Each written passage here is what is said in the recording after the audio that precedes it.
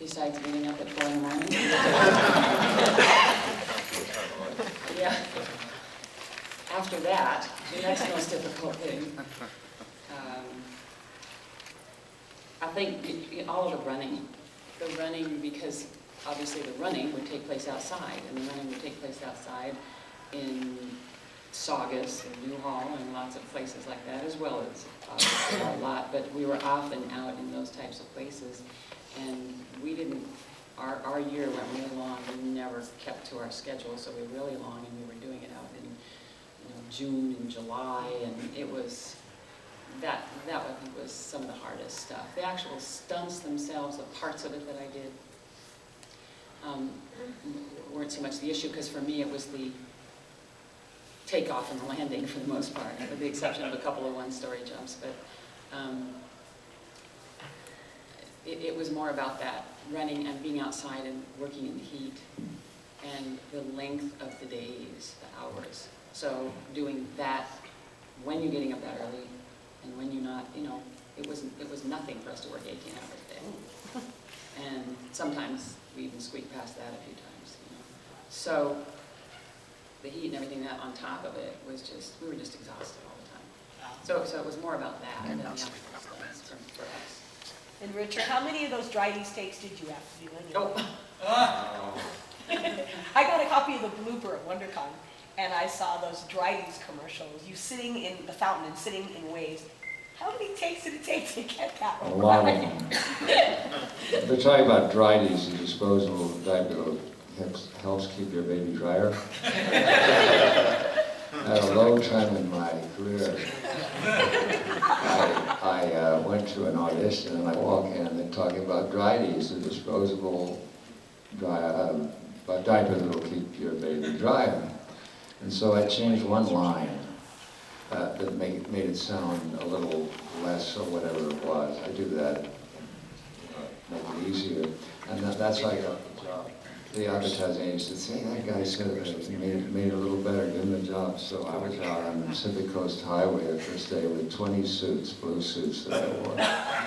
They bought 20 of them, I'm telling you. And what they had was a high art camera way up there.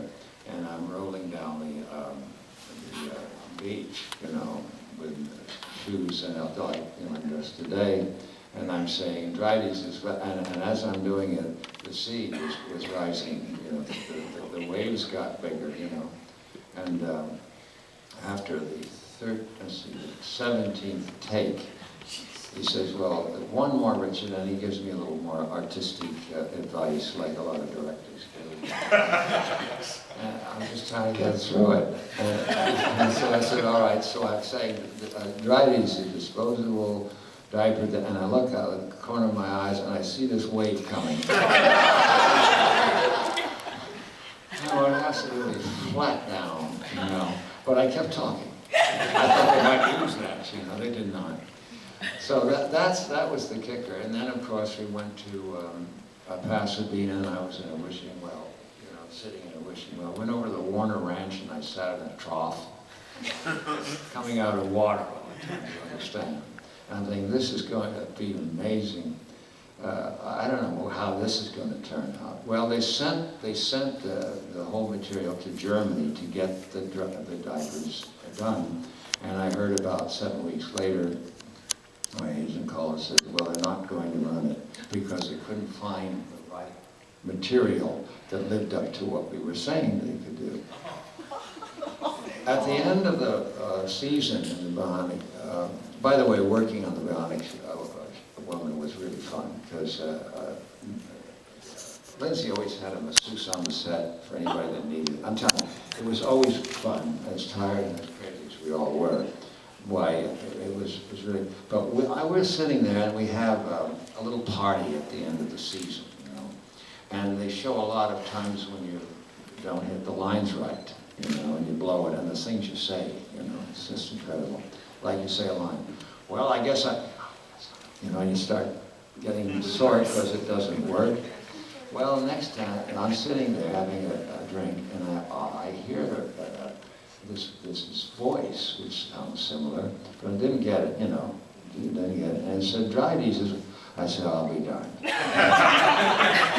So I went over to Lindsay and says, Lindsay, will this ever stop? She says, Richard, you're so lucky. If they had sold it, that'd have been the end of your career.